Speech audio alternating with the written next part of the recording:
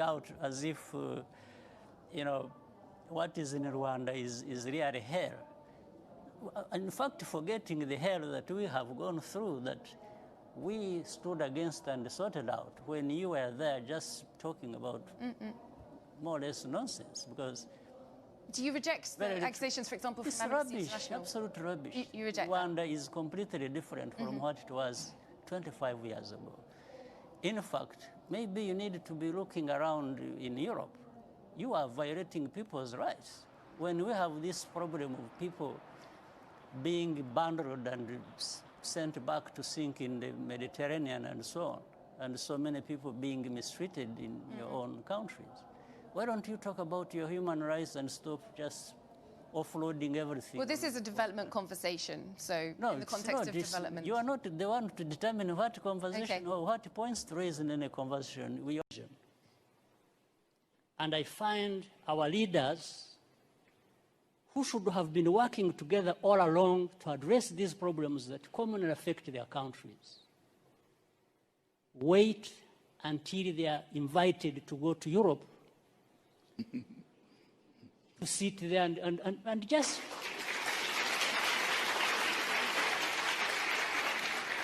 it's like they are made to sit down and address their problems. Why does anybody wait for that? What image does it even give about us, about Africa? In fact, the image it gives is that we are not there to even address these problems. We are there for a photo opportunity. We are happy to sit there in Paris with the President of France and address and just talk about addressing.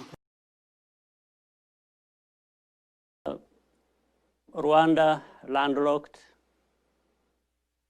In fact, I heard the roads being talked about. I don't know where it comes from that the roads are bad. Maybe it's just because somebody hasn't been to Rwanda.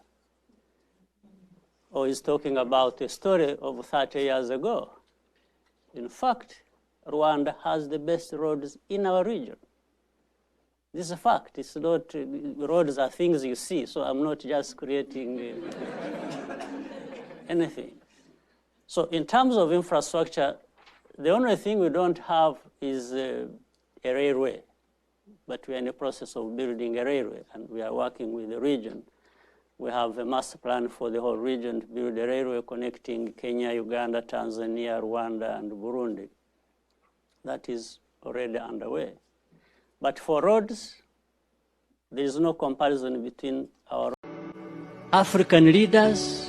We don't need to be invited anywhere to go and address our problems without first inviting ourselves to come together to tell each other the actual truth that we must tell each other about our serious problems. So, I mean, again, look at the problem of South Sudan, indeed. The first problem was about this country and the people there wanting to be independent. They got independence. Now that turned into a problem. How? So you have one war being fought, waged to be independent, then you have to fight another when you have achieved independence.